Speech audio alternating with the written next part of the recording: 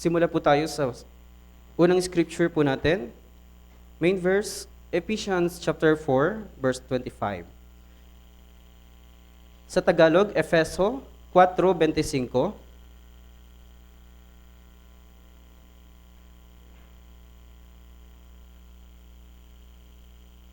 Efeso 4:25. Chapter 4, verse 25. Kung nakita na, basahin natin ng sabay-sabay. In 3, 2, 1. Kaya't pagkatapos itakwil ang kasinungalingan, ang bawat isa ay magsalita ng katotohanan sa kanyang kapwa sapagkat tayo'y mga bahagi ng isa't isa. May tanong po ako, brothers and sisters. Alam niyo po ibig sabihin ng fellowship? Kapag tinanong po kayo anong ibig sabihin ng fellowship, ano pong masasabi po ninyo? Nagsishare ng mga karanasan sa buhay. Ano pa kaya? Anong ibig sabihin ng fellowship? Sa katunayan, napaka-general po nito. Ang lalim po ng kahulugan ng fellowship o ng pagsasama-sama. Hindi lang po ito yung pakikibahagi kung ano po yung karanasan natin, kundi marami pa po tayong bagay na matututunan mula po sa salita ng Diyos. Isa pa po sa mga halimbawa, kapag nakakagawa po tayo o nalalapit po tayo sa tukso ni Satan, saan po tayo lalapit? Ano po? Counseling agad. Saan po? Tingnan natin. 2 Timoteo, chapter 2, sa verse 22.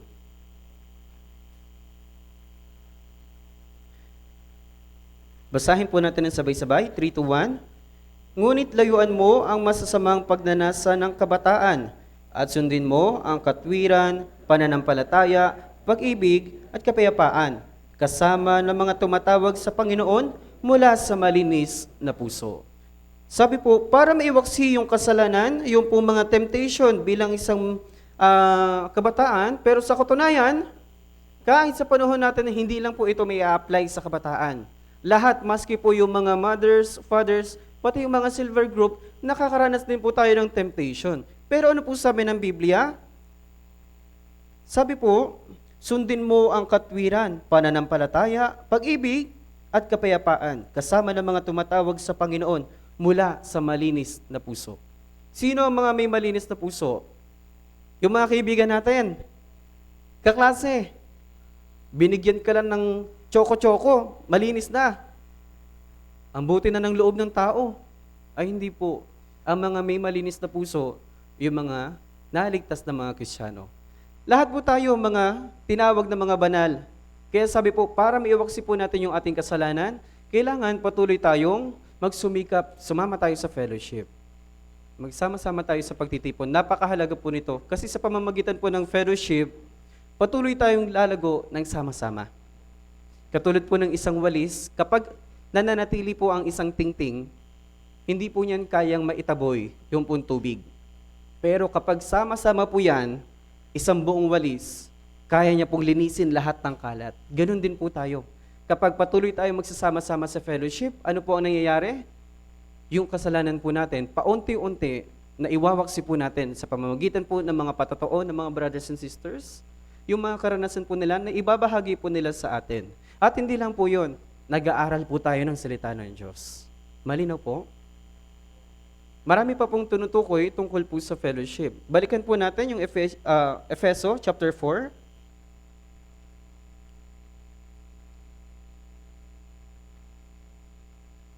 Verse 25. Kaya't pagkatapos itakwil ang kasinungalingan, ang bawat isa ay magsalita ng katotohanan sa kanyang kapwa, sapagkat tayo'y bahagi ng isa't isa. Tayo po'y isa't isa. Ibig sabihin, meron po dapat tayong unity. Sa katawan ni Kristo, tayo po yun. Dapat bilang mga katawan ni Kristo, wala pong inggitan. Kaliwang daliri, merong wedding ring. Anong gagawin ng kanan? Magtatampo? Pipitikin? Hindi. Anong gagawin niya? May wedding ring ang kabila, hahaplusin ng kanan. Ganun po. Ang ibig ko pong sabihin, ang fellowship, wala pong inggitan, wala pong samaan ng loob sa bawat isa. Kung mayroon pong tampuhan, sa pamamagitan po ng fellowship, dapat alalahanin po natin, isipin po natin na ang fellowship, Patuloy tayong lalago na kasama po sila. Kapag hindi natin sila sinasama, itinataboy po natin sila, tanong ko po, paano kayo lalago sa Christian life kung nasa bahay lang po kayo? Kung meron tayong pinipiling mga kapatid, paano tayo lalago sa Krisyanong pamumuhay? Ganun din po. Kapag may wedding ring yung kaliwa, hapulusin po ng kanan. Ang ibig sabihin lang po nun, magmahalan po tayo sa isa't isa. Ganun po ibinabahagi yung pong fellowship. Sumunod, yung pong fellowship, hindi lang po pagbabahagi ng pong karanasan, kundi tulong-tulong po tayo. Parang ganito po, sa Aklat ng Mga Gawa, chapter 2. Mga Gawa, chapter 2.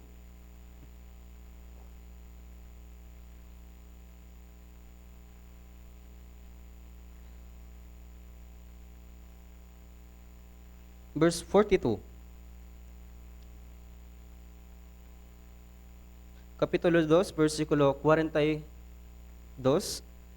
Nanatili silang matibay sa turo ng mga apostol at sa pagsasama-sama sa pagpuputol-putol ng tinapay at sa mga pananalangin.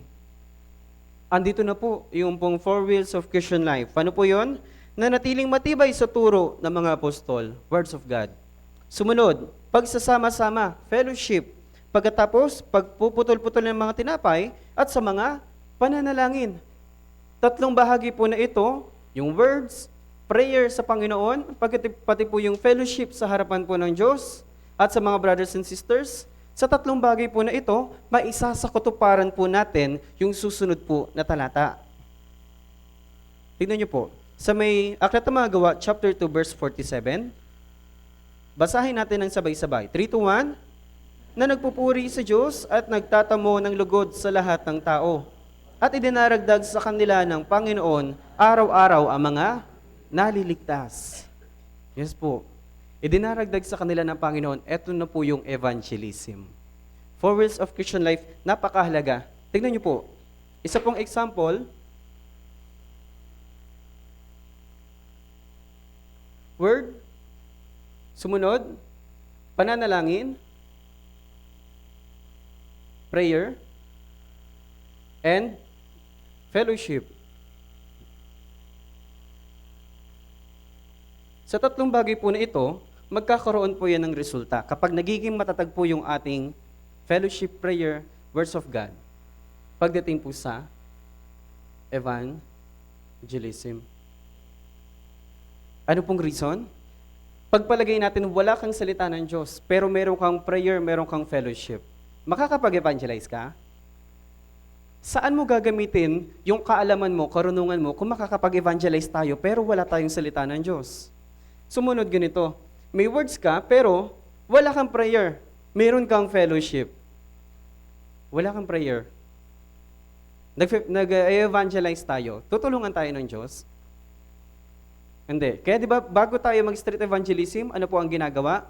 Nagpe-pray muna tayo sa Panginoon. Humihingi muna tayo ng patnubay, ng gabay sa Panginoong Diyos. Sumunod, may word, may prayer, walang fellowship.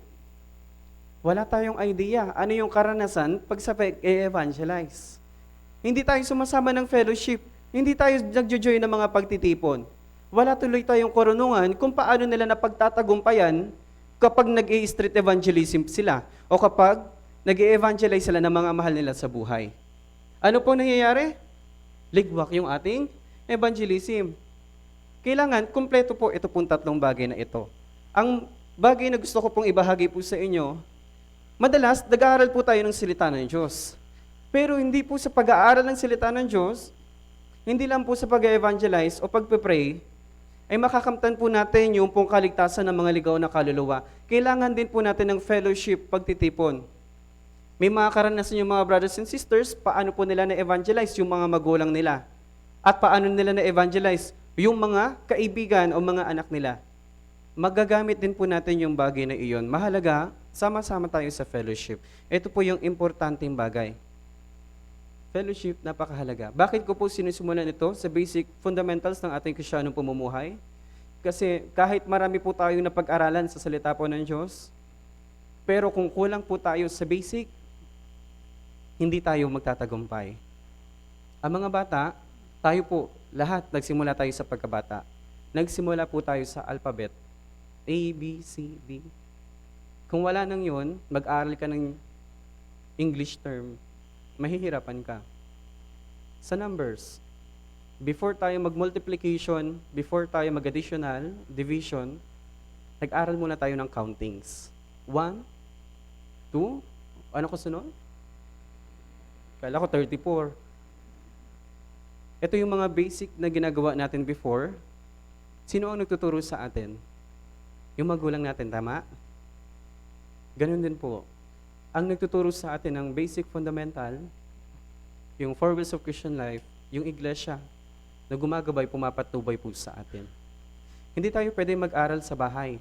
Hindi tayo pwede makinig lang ng sermon sa bahay. Hanggat mayari, kung may pagkakataon, mag-join tayo sa fellowship, pagtitipon, napakahalaga po nito. Ibinabahagi po namin ito kasi madalas na po namin i-share sa mga kapatid, pero baliwala lang po sa kanila. Maaga silang uuwi pagkatapos ng sermon. Kasi para sa kanila, baliwala po yung fellowship. Wala pong paglago. Isa pa po, sa kagandahan ng fellowship, nagbabahaginan po tayo ng ilang mga bagay sa isa't isa. Tingnan po natin. Mga Gawa chapter 2.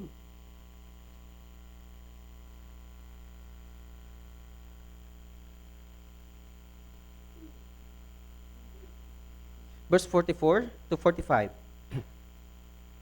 Basahin natin ng sabay-sabay in 3 to 1.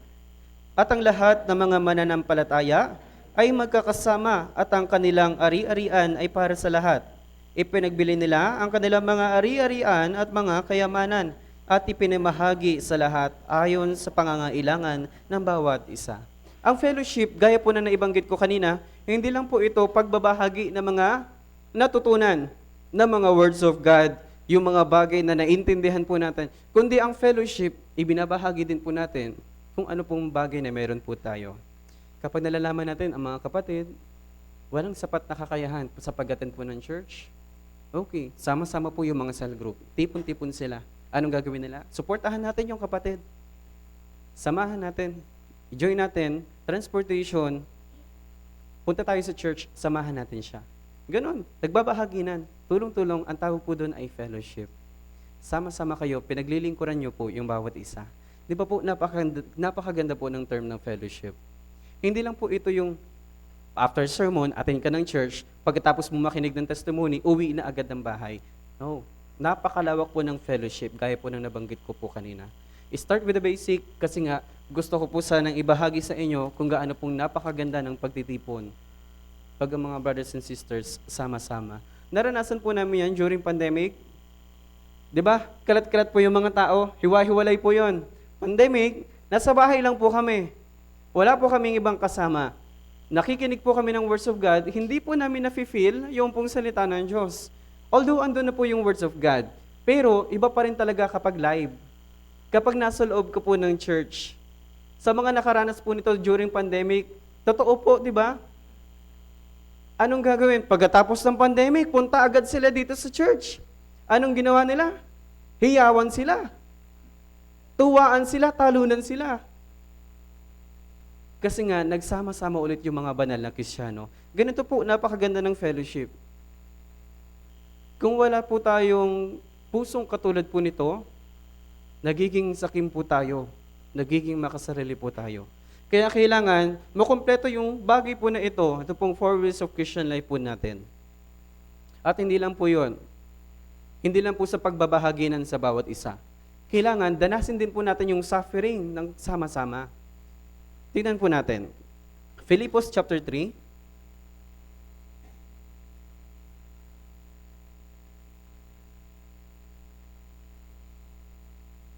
Verse 10.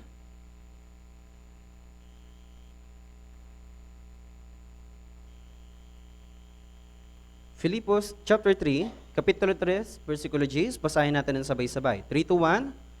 Upang makilala ko siya at ang kapangyarihan ng kanyang muling pagkabuhay at ang pakikisama sa kanyang mga kahirapan na ako'y matulad sa kanyang kamatayan. Sabi po, pakikisama sa kanyang mga kahirapan. Sa Panginoong Hesukristo, nagkaroon tayo ng pakikisama sa Kanya. Naintindihan natin yung sakripisyo ng Panginoon na ginawa niya. Pagkatapos na tayo po yung maligtas, dumanas din po tayo ng kahirapan. Ito po'y pakikibahagi sa Panginoon. Ganon din po sa mga brothers and sisters, Dadanas sila ng kahirapan, pero wag nating sabihin, ikaw lang yan ha, hindi ako kasama. Lahat, damayan natin. Kapag meron po mga kapatid na hihirapan, di ba, tulong-tulong tayo. At hindi lang po yun, kung ano yung bagay na nararanasan po nila, ganun din yung bagay na nararanasan natin. Nakapag-evangelize sila, inusig sila, tapos tayo wala lang. Meron ba dito nag-Netflix habang yung mga kapatid nag-evangelize? Ano po sabi ng Biblia? Sama-sama sa kahirapan. Kaya di ba kapag meron tayong street evangelism, tulong-tulong tayo. Kapag may nasigawan, lapit tayo, di ba? Together, sama-sama. Kapag napahiya yung kapatid, mapapahiya din tayo, walang problema.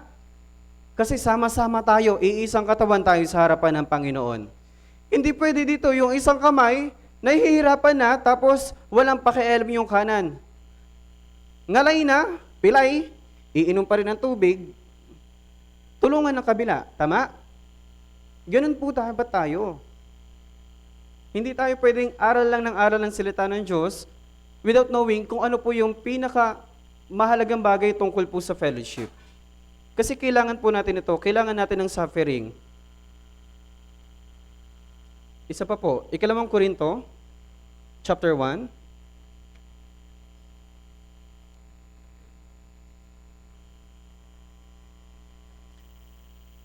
Second Corinthians chapter 1 verse 6. Basahin natin ng sabay-sabay in 3 to 1. Subalit kung kami man ay pinahihirapan, ito ay para sa inyong kaaliwan at kaligtasan. At kung kami ay inaaliw, ito ay para sa inyong kaaliwan, na inyong dinanas kapag kayo'y matyagang nagtitiis, ng gayon ding paghihirap na aming dinaranas. Gayon ding paghihirap. Kaya mahalaga po, di ba, nakikinig tayo sa fellowship. Kasi nga, yung pagdadaanan nila, kung hindi nyo po yung napagdaanan, darating yung araw, mapagdaraanan po natin yan. Ganun po ang fellowship, napakalawak. Kapag nagkakaroon tayo ng pagsasama-sama, dahil nagkakatipon, meron po tayong pagkakaisa. Meron tayong suffering, sama-sama tayo. Kapag may masakit ang ulo, anong gagawin ng kamay? Di ba minsan, hahaplusin. Although yung paa, hindi niya kayang haplusin yung mukha. Pero anyway, anong gagawin ng paa? Lalakad, maghahanap ng gamot. Tulong-tulong yan. Ganun po. Tayo din po, sama-sama, tulong-tulong tayo, kabahagi tayo ng katawan po ni Kristo. Kaya sabi po ng Biblia, nagtitiis ng gayon ding kahirapan na aming dinaranas. Kaya lahat po tayo makakaranas ng kahirapan sa buhay. Anyway, ang mahalaga po dito, kapag nakaranas ng kahirapan, tulungan natin lalo na po yung mga kapatid na mayroon na pong karanasan. Yung mga kapatid na may experience na po sila, lalo na po yung mga matatagal na, tulong-tulong tayo. Okay, wala po ditong grupo-grupo. Ay kayo mga newly saved, dito lang kami mga matatagal na. Dapat may fellowship kami, may sarili kaming fellowship. Kayo mga bago, mag-new beginner kayo. Walang ganon. Lahat tayo nagtutulungan po tayo. Nagsimula tayo sa basic, ngayon lumalago tayo sa Christian life, sama-sama po tayo. Tanong ko po, kilala niyo yung katabi ninyo? No, aba. O mga nasa harap, kilala niyo yung mga nasa likod? Nasa likod, kilala niyo po yung mga nasa harap? Minsan ganun, di ba? Kapag nagkakaroon ng sermon, ano po ang ginagawa? Kung sino yung katabi, sila pa rin yung katabi sa susunod. Muntikan na magkapalitan ng mukha. Pero, hindi na nila nakikilala yung ibang mga tao. Kaya mahalaga, di ba, ito cell group tayo magkakasama. Grupo-grupo. Tabihan din natin yung ibang ka-cell group natin. Kilalanin din natin sila. Kasi kada merong cell group fellowship, ay sama-sama din po tayo. Tayo din po yung nagkakakitaan. Mamaya, nasa trend na kayo, magkakasama, ay hindi pala ninyo alam, kapatid din pala yun ng Ortigas Church. Tapos pagpunta dito, nagkagulatan, ay kapatid ka pala. Mahirap po. Isa pa po, fellowship. Gusto ko lang po i-emphasize yung tungkol po sa, kapag nakagawa tayo ng kasalanan, always remember, mahalaga po yung fellowship para po sa atin. 2 Timothy, balikan natin. 2 Timoteo, chapter 2, verse 22. tungkol naman po sa pag-iwas sa mga kasalanan, magagamit po natin yung fellowship. Chapter 2, verse 22. Basahin ulit natin sabay-sabay. 3, 2, 1. Ngunit layuan mo ang masasamang pagnanasa ng kabataan at sundin mo ang katwiran, pananampalataya, pag-ibig at kapayapaan, kasama ng mga tumatawag sa Panginoon mula sa malinis na puso. Kaya sabi po, ngunit layuan mo ang bawat masasamang pagnanasa. Paano po? Sama tayo kasama ng mga brothers and sisters. Sila po yung tutulong sa atin. Kapag dito, mayroon pong mga nakaranas na nahihirapan talaga ako iwasan yung social media gabi-gabi.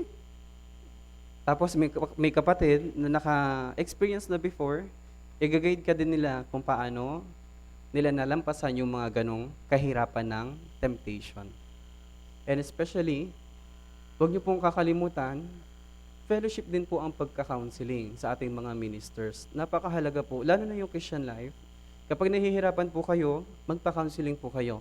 Kapag temptation ng kasalanan, huwag kayong mag-aatubili na magpa-counseling. Mahalaga po ito. Lalo na po sa mga bihira lang makaranas ng counseling.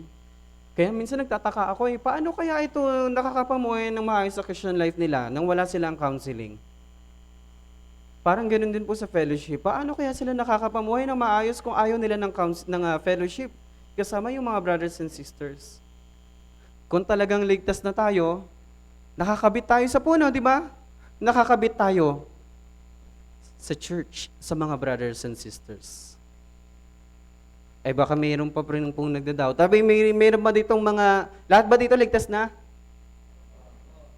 Kasi kung ligtas na po talaga tayo, join tayo sa fellowship. Ito po yung pangalawang pamilya natin, ang mga brothers and sisters. Sa katunayan, pag akyat natin sa langit, tayo din po yung magsasama-sama. Tayo po'y tunay na pamilya. Tayo po'y magsasama-sama din po sa langit. Kaya, simulan nyo na, i-practice nyo na. Kamustahin nyo na yung mga kapatid. And sometimes, minsan, di ba may mga kapatid, nagkakaroon din po ng mistake. Yung mga nakikita natin, hayagan, mayroon silang nagagawang kamalian. Intentional, unintentional, pero pagbigyan lang muna natin sa ngayon. Lalo na sa mga bago na mga kapatiran, kung bago pa lang po sila, huwag natin sabihan sila, huwag natin silang pagsabihan. Mahirap yun, kasi baka matisod po agad sila. Tignan po natin, Filipos chapter 4.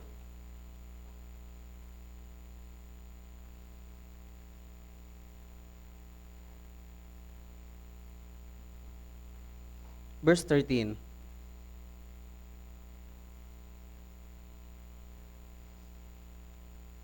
Hindi pa tayo totally sakdal sa harapan po ng Diyos. Kaya kailangan pa rin po natin intindihin ang bawat isa. Verse 13, basahin natin ng sabay-sabay. 3 to 1. Hanggang sa makarating tayong lahat sa pagkakaisa ng pananampalataya. Efeso. Ano sabi ko ba, Pilipos? Efeso chapter 4, verse 13. Ganun lang kadali. Efeso chapter 4, verse 13. Basahin natin ng sabay-sabay. 3 to 1. Hanggang sa makarating tayong lahat sa pagkakaisa ng pananampalataya at sa ganap na pagkakilala sa anak ng Diyos, hanggang maging taong may sapat na gulang, hanggang sa sukat na ganap ng kapuspusan ni Kristo. Huwag niyo pong isipin na kapag dumadalo yung mga brothers and sisters sa loob ng church, ay baka perfect na sila. Ay banal na agad to. Kasi alam niyo po, nung kakaligtas ko pa lang, pag-attain ko talaga, kinakabahan ako. Kasi sabi ko, ang dungis ko eh. Sa katunayan, umiinom ako pero hindi alam ng nanay ko. Pero sabi ko, paano to? Dati umiinom din ako, tapos attend ka ng fellowship, pero mga banal yung mga brothers and sisters. Kaya kapag kakamain ko sila, haplosin mo lang yung kamay, ang linis. Ganun. Pero hindi po, huwag natin isipin na perfect na po lahat ng mga kapatiran. Sa loob ng church, mayroon pa rin tayong mga kanya-kanyang personality. Kailangan natin intindihin. Yung iba talaga minsan, parang walang preno yung boses. Pero time will come, ano po sabi ng Diyos? Hanggang sa makarating tayong lahat sa ganap ng pagkakaisa ng pananampalataya. Intindihin po muna natin, ang pinaka-best way, para kapag nakikita natin yung mga kapatid, lalo na yung may mga kamalian, ipag-pray natin. Ang pinaka-powerful sa loob ng church, prayer. Tutulong ang Diyos sa atin. Kaya gawin lang po yung bagay na gawin po natin sa harapan po ng Diyos at sa mga brothers and sisters. Ipag-pray natin sila kung meron pong kamalian, kung meron po silang mga bagay na maling nagagawa. Darating yung araw, magiging sakdal po tayong lahat. Even sa kahirapan, huwag natin madaliin. Meron takdang panahon ang Diyos. Huwag nating madaliin na sana lumago na agad tayo sa Christian life. Kapag nagfe-fellowship, di ba? Minsan yung iba mga kapatid, parang paulit-ulit yung testimony. Abay, ganito ako noon. Ganito kami ngayon. Noong mga nagdaang mga panahon, ganun pa rin yung testimony. Ganito kami noon, ganyan kami ngayon. Hanggang ngayon nagte-testimony, ay ganito kami noon, ay ganyan kami ngayon. Parang paulit-ulit. Pero, ipag-pray natin yung mga kapatid. Ang mahalaga, meron tayong pagkakaisa. Tulong-tulong tayo. Minsan talagang magkakaiba yung personality ng bawat isa, pero sino ba ang tinawag ng Diyos? Di ba yung mga hamak? Tayong mga hamak para pahiyain yung mga nasa sanlibutan. Tinawag tayo, magkakaisa tayo, kasi bibigyan tayo ng karunungan ng Diyos para mahiwagaan yung mga sanlibutan. Dati, ganito siya. Hindi maayos yung pamumuhay nito dati, pero ngayon, ang ganda na. Kahit nahihirapan, laging ngumingiti. Anyway, darating tayo sa puntong ganon. May takdang panahon ang Diyos. Magbibigay lang po ako ng isang halimbawa sa unang Samuel.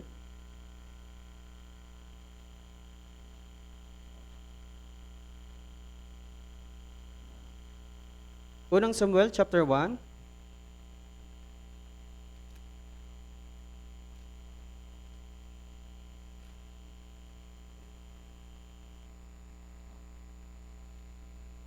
Sa verse 10 hanggang verse 11. Ito po ay tungkol kay Ana. Nabagabag siya kasi nga, hindi pa siya nagkakaanak. Kaya labis siya nagbagabag. Anong ginawa niya? Nagpray siya sa Panginoon. Sa chapter 1, verse 10 hanggang 11. Sa verse 10, si Ana ay labis na nabagabag at nanalangin sa Panginoon. Verse 11, siya'y gumawa ng ganitong panata. O Panginoon ng mga hukbo, kung tunay na iyong titignan ang pagdurusa ng iyong lingkod, at aalalahanin ako at hindi kakalimutan ng iyong lingkod, kundi yung pagkakalooban ng iyong lingkod ng anak na lalaki, aking ibibigay siya sa Panginoon sa lahat ng mga araw ng kanyang buhay at walang pang-ahit na daraan sa kanyang ulo. Ito po ay tungkol sa pananalangin. Pero bakit ko po ito ibinabahagi? Kasi gusto kong i-emphasize yung tungkol po sa takdang panahon na yung Panginoon Diyos, magbibigay siya ng resulta para po sa ating buhay. Verse 20, punta tayo, verse 20.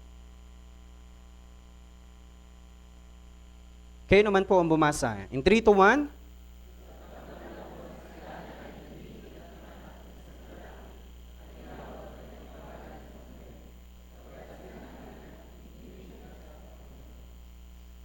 Sa takdang panahon, alam niyo po, napakaganda po ng English term po na ito. In the process of time. Mayroong takdang panahon, ibinibigay ang Diyos para po sa atin. May mga bagay, di ba, na ang Panginoon Diyos ay tahimik. Isa na po doon, naghihintay siya ng tamang pagkakataon para ibigay sa atin yung resulta ng ating Kristiyanong pamumuhay. Kaya kung babalikan po natin yung pinag-uusapan natin kanina, yung buhay natin, minsan nakakagawa tayo ng kamalian. Pero it takes time para higit tayong lumago sa Christian life. Pero pakiusap ko lang po, mga kapatid, sabi ng Biblia, at ang mga gawa, huwag natin gamitin ang ating kalayaan para sa ating sariling kapakanan o paggamit ng kasalanan. Yung ibig ko pong sabihin, wag po sana natin gamitin yung term na may takdang panahon naman ng Panginoon. Kaya sige, ML muna ako. Ang ibig ko pong sabihin, yung mga bagay na ginagawa natin sa sanlibutan, yes po, may timing para lumago tayo sa Kristiyanong pamumuhay, pero tayo po, lumago po tayo ng maayos na pamumuhay. Gamitin natin ng wasto yung salita ng Diyos at yung pag-attend po ng church. Kaya habang nasa proseso pa tayo ng paglago ng Kristiyanong pamumuhay, balik tayo sa basic. Words, prayer, fellowship, evangelism. Ang mahalaga, gamitin muna natin, i-train muna natin yung ating sarili, words, prayer, fellowship. Tapos, evangelism, makakapaghanda na tayo. Pero hindi ibig sabihin nito, hindi na tayo mag-evangelize. Kailangan mag-evangelize tayo. Kasi yung mga natututunan din po natin dito habang tumatagal ay nagagamit din po natin. Kasi 'di ba, karamihan dito mga newly saved parang nakakapag-evangelize na rin. Kaya ganun po. However, maging priority natin ito pong four wheels of Christian life. Mahalaga po ito. Kahit marami na po tayong bagay na natututunan sa salita po ng Diyos, sa mga bagay na kaalaman sa pag-evangelize, sa pananalangin, pero mahalaga, ipagpatuloy pa rin po natin yung fellowship. Yung four wheels of Christian life na ito, back to basic ulit tayo. Nagkakaroon tayo ng tukso, back to basic. Four wheels of Christian life. Ano pa? Kapag tayo po ay nagdaranas ng kahirapan, back to basic po ulit. Four wheels of Christian life. Walang sino man magsasabi na natutunan na namin yan. Ilang beses na namin yan napag-aralan. Kaya gusto namin, iba, bagong kaalaman. Hindi po. Kailangan natin balik-balikan. Ito pong four wheels of Christian life po na ito. Kasi napakahalaga po nito sa ating pong buhay. Sumunod, pagdating po sa fellowship, di ba? Tingnan po natin. Balik tayo sa ating main verse. Efeso chapter 4.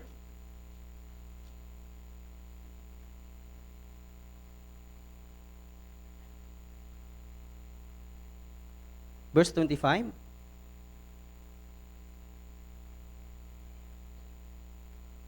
Efeso chapter 4 verse 25. Basahin natin ng sabay-sabay. 3, 2, 1. Kaya't pagkatapos itakwil ang kasinungalingan, ang bawat isa ay magsalita ng katotohanan sa kanyang kapwa, sapagkat tayo'y mga bahagi sa isa't isa. Isa pa po sa napakahalagang term ng ating fellowship, yung pong testimony. Sabi po, ang bawat isa ay magsalita ng katotohanan sa kanyang kapwa. So minsan, ibinapahayag po natin yung mga karanasan po natin sa harapan ng Panginoong Diyos, yung mga naranasan po natin kung paano kumilos yung Panginoon sa atin. Kaya, sa pamamagitan ng testimony, natututunan din po natin, di ba? Kaya nag-gather tayo. Meron tayong all together, meron tayong cell group testimonies. Yung kapag meron tayong cell group after ng sermon, nagte-testimony tayo, di ba? Napakahalaga din po nun. Pero sa testimony, may dalawang bahagi. Ano po yun? Una, salvation testimony, and pangalawa, about Christian life testimony. Kaya ito po yung mga bagay na mahalagang magmarka din po sa ating isipan. Ano yung mga bagay na naranasan po natin nung mga panahong iniligtas tayo ng Panginoon? At ano yung mga bagay na natututunan natin mula sa sermon at nagagawa natin sa ating Kristiyanong pamumuhay? Paano natin siya naisa sa katuparan? Ang testimony, sa katunayan, ito po'y nararanasan natin mula sa kapangyarihan ng Diyos. Ibinabahagi natin ngayon sa mga brothers and sisters. Tingnan natin, Aklat ng Mga Gawa, chapter 1.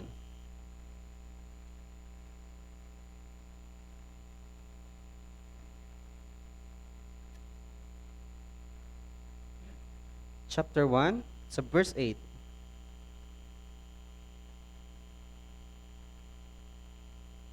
Mga Gawa, chapter 1, verse 8.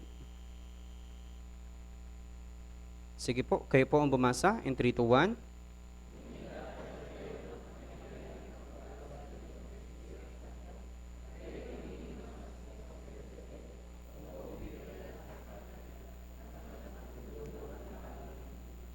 Sabi, at kayo'y magiging saksi ko sa Jerusalem, sa buong Judea at Samaria, at hanggang sa kadaluduluhang bahagi ng lupa.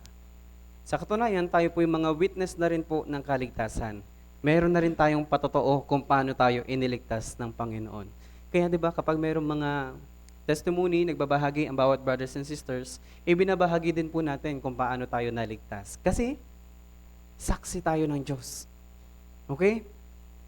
Mga witness tayo ng kapangyarihang ibinigay sa atin ng Diyos. Ano yung nababahagi natin? Ako po, nais ko lang din pong ibahagi yung aking salvation testimony. Noon, talagang sagradong Katoliko po kami, ang dami po namin ginagawa. Ang dami po namin mga prayer, yung mga minememorize na mga prayer. Pagkatapos dumating sa punto, in-evangelize po ako ng isa kong kaibigan, pero sabi ko wala akong pakialam ko anong religion na meron sila. Wala akong espiritu noon. Patay ang aking espiritu, kaya wala akong kaalaman tungkol po sa kaligtasan. Ang mahalaga sa akin,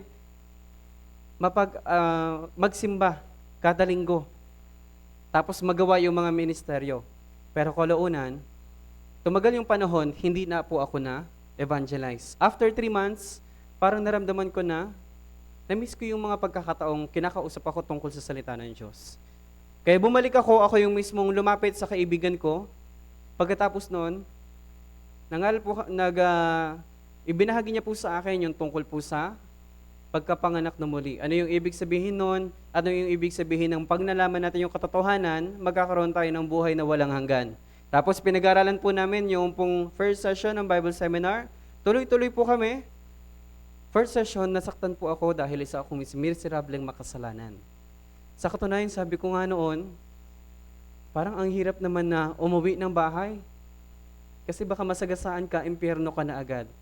Kaya nakiusap ako noon, sabi ko, tuloy natin, 5th session agad, kinagabihan. Pero nakiusap muna, sabi kailangan magsisi muna. Pero before that time, alam ko na po yung true repentance. Talagang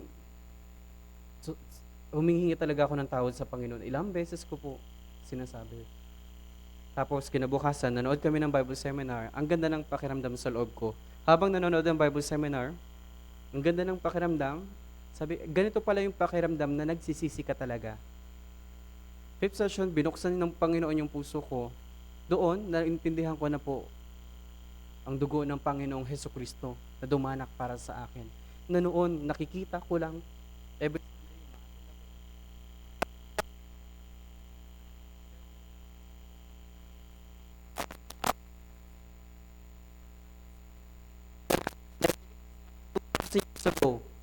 sa pamamagitan ng kanyang dugo, doon ko naramdaman yung unang pag-ibig ng Panginoon. Kaya na-excite ako noon.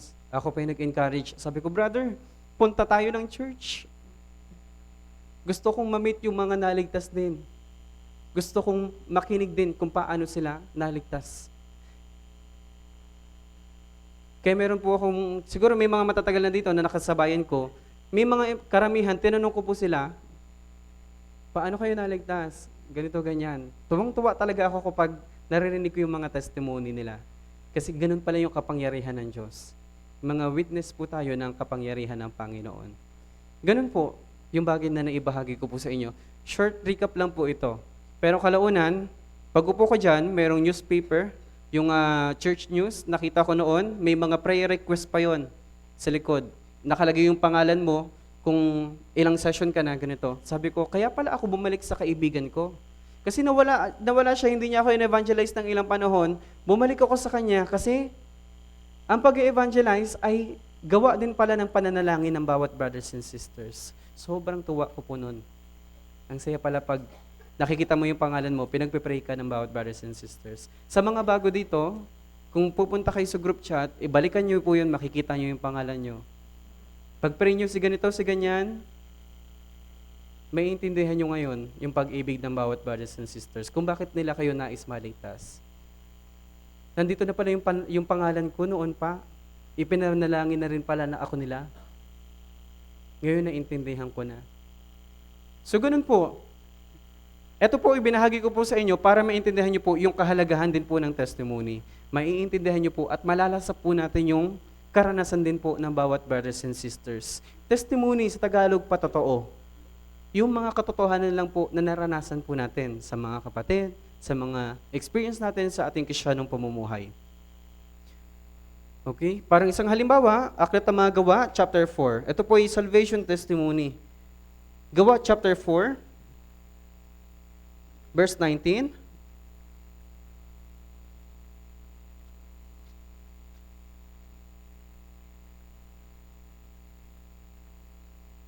Hanggang 20.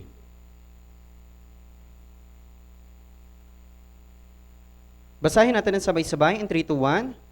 Ngunit sumagot sa kanila si Pedro at si Juan, kung matuwid sa paningin ng Diyos na makinig muna sa inyo sa halip na sa Diyos, kayo ang humatol, sapagkat hindi maaaring hindi namin sabihin ang aming nakita at narinig. Kaya yung mga patotoo natin ay ibinabahagi din po natin sa mga ligaw na kaluluwa. Kasi ito yung patotoo kung paano narinig po natin, hindi natin dapat ikinakahiya. Yung kaligtasang ibinigay sa atin ng Panginoon, ipinahahayag din natin sa mga ligaw na kaluluwa, yung mga patotoo natin, na ipapakita natin yung pong kapangyarihan ng Diyos kung paano tayo iniligtas. Pero diba, sa pamamagitan ng evangelism, ano po yung ginagawa natin? Itinuturo natin, diba, yung maraming mga ebidensya sa Biblia. Yung water cycle, ang ganda ng pag-ikot. Nasa Biblia din pala yon. Ano pa? Marami pa. Yung mga eroplano noon, isinulat ni Isaiah, chapter 60, verse 8, tapos ngayon naintindihan pala natin, ito pala ay tungkol sa eroplano. Marami tayong mga ibinabahagi, di ba, sa mga ligaw na kaluluwa. Kasi nga, nakita natin yung ebidensya, tsaka yung propesiya ng Panginoon. Tapos itinuturo natin sa kanila, ikaw, naligtas ka na ba? Di ba? Yun yung tinatanong natin sa kanila. Kasi nga, tayo, may paninindigan na tayo. Kaya kapag nag-evangelize tayo, huwag natin sabihin na, nahihiya ako eh. Nahihiya akong ibahagi. Kaya huwag natin ikahiya. Kaya kailangan, maipahayag din po natin yung ating mga patotoo sa mga ligaw na kaluluwa. Tingnan natin sa Aklat ng Timoteo, 2 Timothy,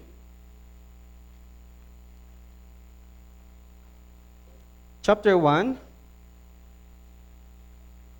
verse 8.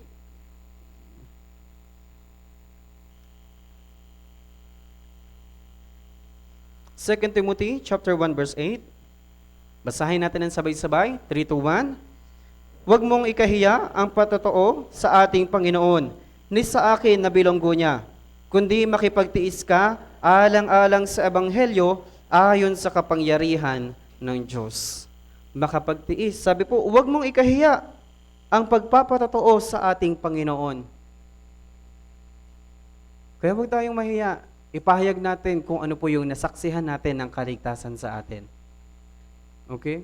Pero huwag naman natin sabihin sa kanila na, ganito yung kaligtasan ha. Ito, may dugo. Yung pagkahayag ng Ebanghelyo, yung karanasan natin noong natakot tayo sa impyerno, pwede natin ibahagi yun sa mga ligaw na kaluluwa, tapos yung mga ebidensya, may mga pahapyaw, tapos invite natin sila sa Bible seminar. Mahalaga po ito. Kasi kung ang gusto ko pong i-point out, kapag tayo po ay nag-evangelize, minsan 'di ba mayroon tayong hiya.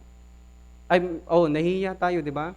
Tapos ano pong mayayari? Kapag nag-evangelize, nagsasalita tayo sa mga tao, parang nag-aalinlangan tayo. Parang hindi tayo sigurado sa sinasabi natin.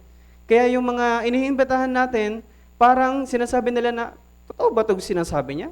Parang hindi siya sure sa sinasabi niya. Kaya dapat meron tayong paninindigan. Maski po yung ating patotoo sa Panginoon, ipakita natin sa kanila, ipahayag natin sa kanila. Magkaroon tayo ng mga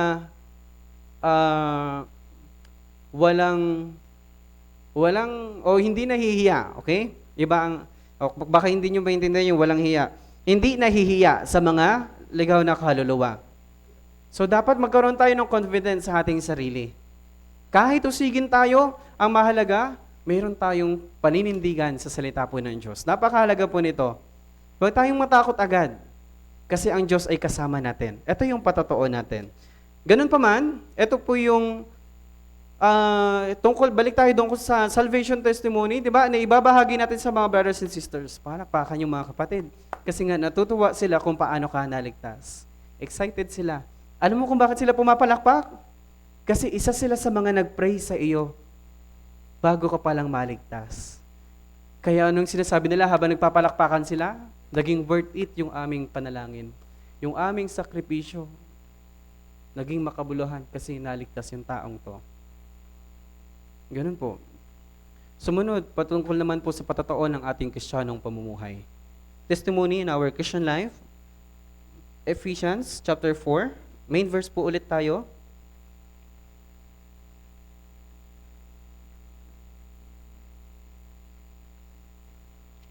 Verse 25.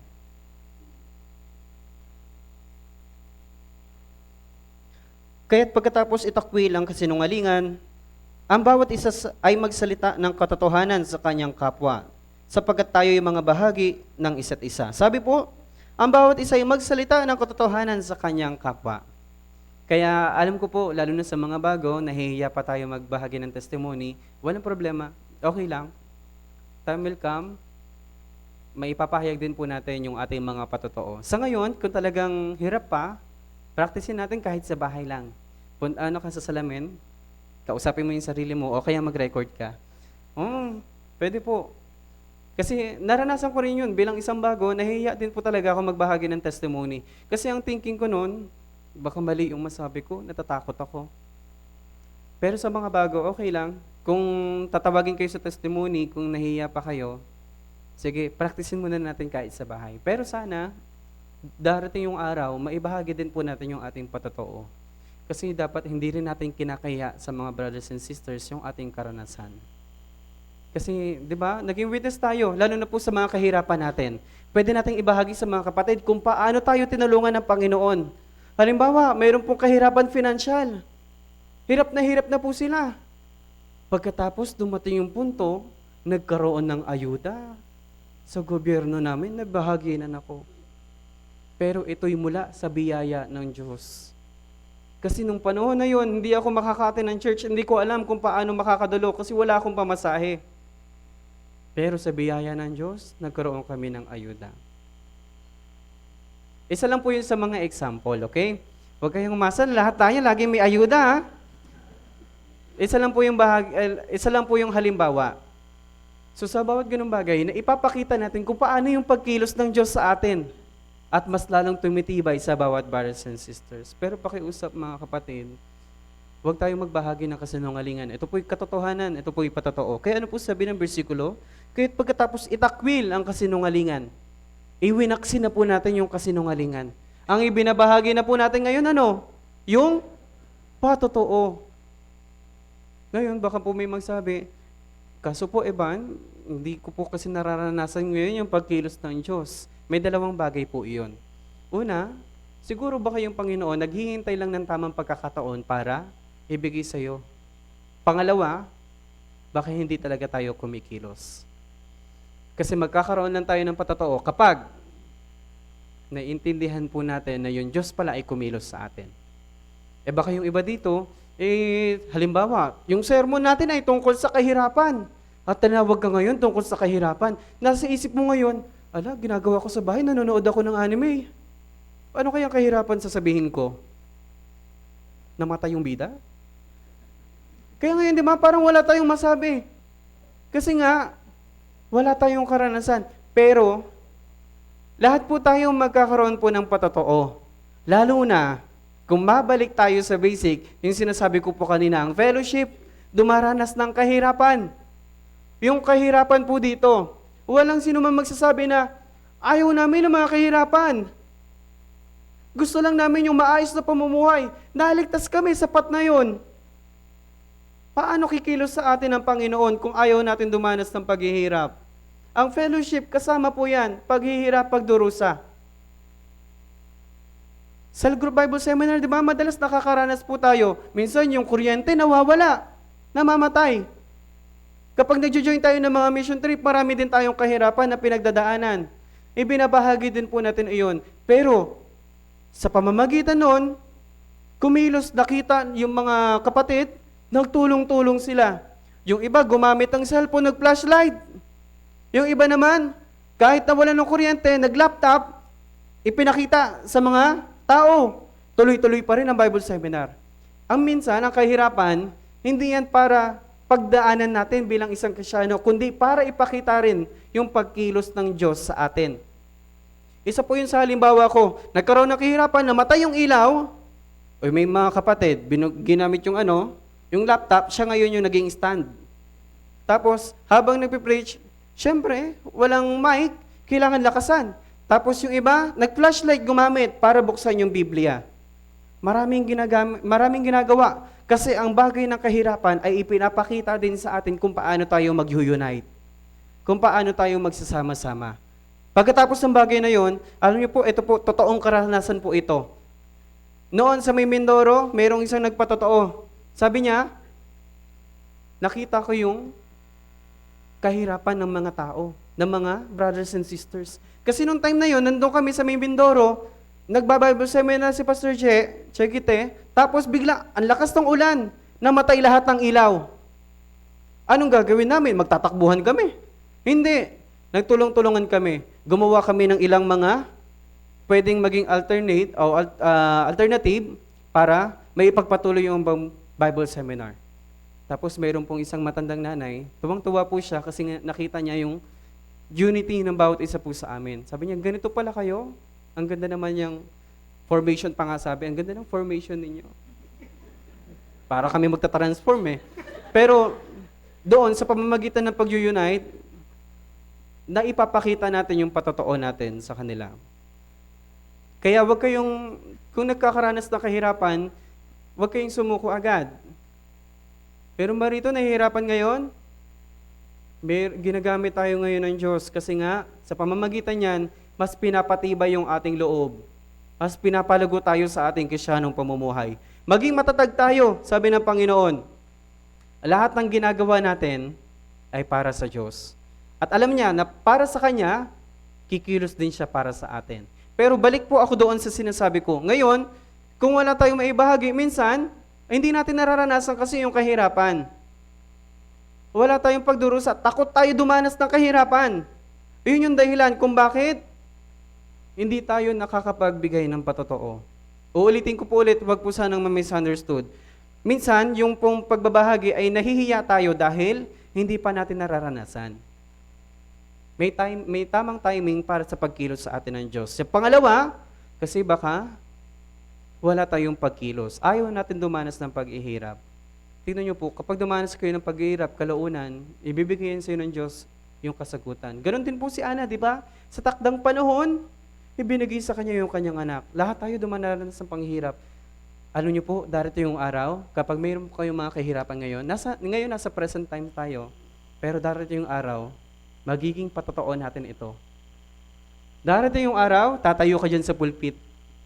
Yung mga pinagdaanan mo po ngayon, ibabahagi mo ngayon yan dyan. Andito ka ngayon, tatayo ka. Ganito yung pinagdaanan ko, February 2026. Kalaunan, ibibigay sa atin ng Diyos yung kasagutan. Kaya kung meron kayong kahirapan, ito yung magandang timing para ipakita yung patotoo ng pagkilos ng Diyos. Kaya ito po, napakagandang bagay po na ito. Kasi nga, isa pa, sa bawat patotoo, tinuturoan din po tayo, pinapatubayan po tayo sa pamamagitan ng may labing karunungan. Kasi nga patotoo. Kasi kung ano yung naranasan natin, tapos yung naintindihan natin sa sermon, ibinabahagi din po natin sa kanila. Tignan niyo po, Aklat ng mga Kawikaan, chapter 20.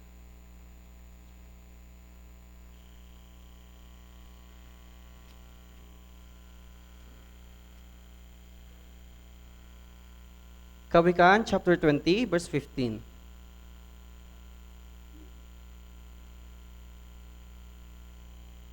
Mayroong ginto at napakaraming mga batong mahal. Ngunit mahalagang hiyas ang mga labi ng kaalaman. Ano po yung mahalaga? Yung labi ng kaalaman na may karunungan? O yung ginto? O yung batong mahal, mamahalin?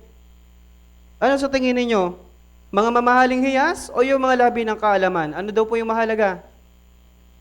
Yung mga labi ng kaalaman. Tayo po ay may labi ng kaalaman. Anong ibig sabihin? May knowledge tayo tungkol sa pagkilos ng Diyos. May knowledge tayo tungkol po sa salita ng Diyos. Diba minsan, kung ano yung natututunan din po natin, nag-aaral tayo ng Biblia, napukaw sa'yo yung meditation, nagkaroon ka ngayon ng meditation, ibinabahagi din po natin sa bawat isa. So yun din po, kasi nagkaroon din tayo ng labi ng kaalaman. Dapat ang lahat po dito ay magkaroon ng labi ng kaalaman. Alam natin kung paano tayo magbabahagi ng patotoo, alam natin kung paano ibabahagi sa bawat isa yung salita ng Diyos. Meron tayong labi ng kaalaman. Huwag natin kakalimutan. Kasi ang labi ng kaalaman, mula po yan sa Panginoong Diyos. Sa pagkilos ng Panginoon. Aklat ng mga Gawa, chapter 16. Ito po, merong isang kwento tungkol kay Timoteo. Ito naman ay tungkol sa patotoo ng kanyang mga nagawa. Kaya naging maganda yung kanyang patotoo. Mga Gawa, chapter 16.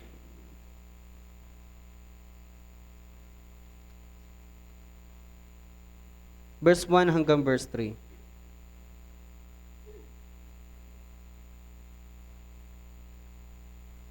Babasahin ko po. Nakarating si Pablo sa Derbe at sa Listra. Naroon ang isang alagad na ang pangalan ay Timoteo, na anak ng isang babaeng Hudyo na nananampalataya. Ngunit Griego ang kanyang ama. Maganda ang patotoo tungkol sa kanya ng mga kapatid sa Listra at sa Ikonyo. Verse 3, nais ni Pablo na sumama sa kanya si Timoteo. At nang kanyang kunin siya ay kanyang tinuli dahil sa mga Hudyo na nasa mga lugar na iyon, sapagkat nalalaman ng lahat na ang kanyang ama ay isang Griego. Ang mahalaga po dito yung verse 3. Maganda ang patotoo tungkol sa kanya ng mga kapatid sa Listra at sa Ikonyo. Kaya dako naman po tayo sa testimony pagdating sa ating pamumuhay. Madalas, di ba, binabanggit do ito sa mga sermon, yung minsan, yung ating testimony, hindi pa yan sapat. Kasi makikita yan sa ating pagkilos, sa ating pamumuhay.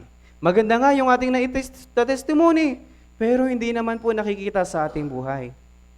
Kaya kailangan, mag-iwan din po tayo ng legacy na napakaganda ng inyong pong pamumuhay. Kaya ano po sabi? Ang ganda ng kanyang patotoo ng mga kapatid sa Listra at sa Ikonyo, itong si Timoteo. Pero ulitin ko po, minsan meron talagang mistake. Hindi natin maiiwasan. Pero time will come, lalago at lalago tayo kung lagi tayo nagsasama-sama sa fellowship. At kalaunan, makikita tayo ng mga brothers and sisters, sasabihin nila, eto dati pasaway ito. Dati kung ano-ano yung mga sinasabi na ito. Pero ngayon, yung pamumuhay niya, napakaganda. Sumasama siya sa mga evangelism, kumikilo siya sa gawain ng Panginoon. Noon, natutulog during Lord's Day sermon. Pero ngayon, nakikinig na ngayon. Ang laki pa ng mata. Gustong makapag-focus. Ito po ay magandang patotoo para po sa atin. Kaya mag-iwan din tayo minsan ng legacy para yung ating pamumuhay ay makitaan ng napakaganda ng bawat brothers and sisters. Huwag yung puro sakit sa ulo. Yung, dyan na naman si brother. Sa wide na naman. Huwag sana dumating sa ganun.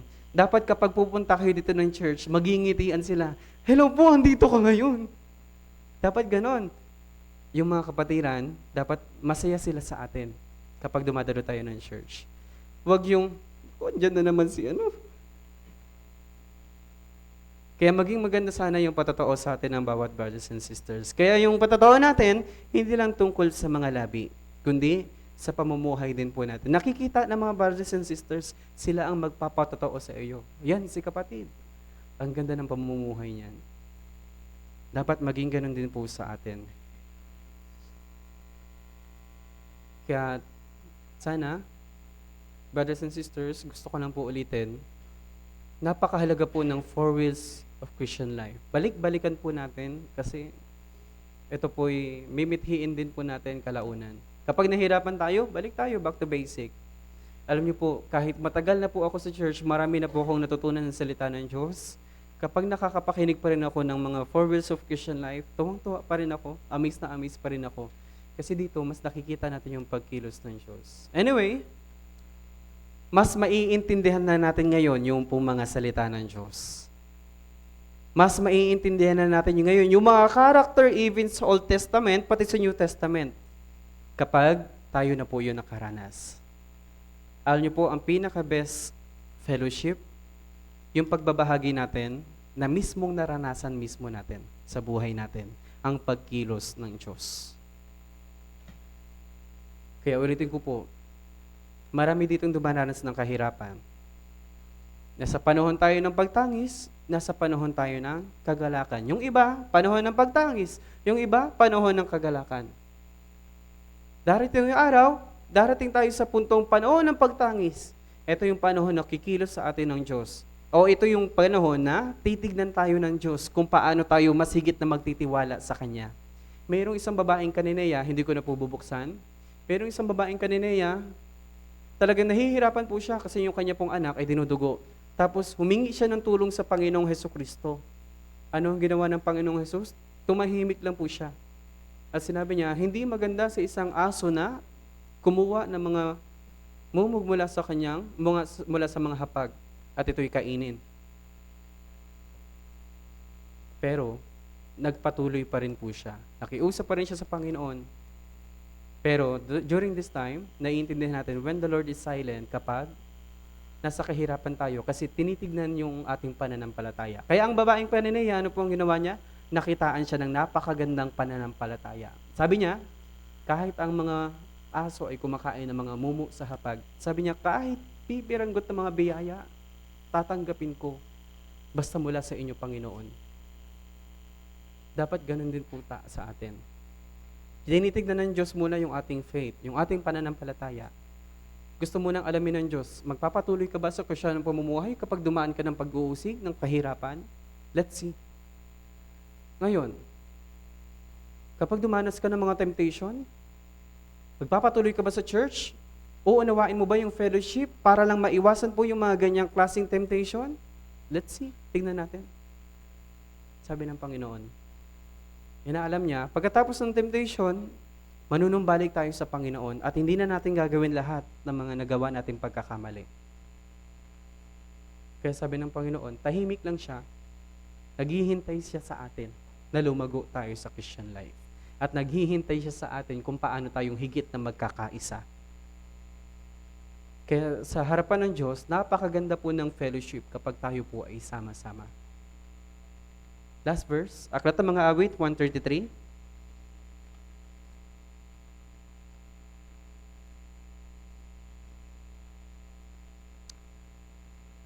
Aklat ng Mga Awit 133, verse 1.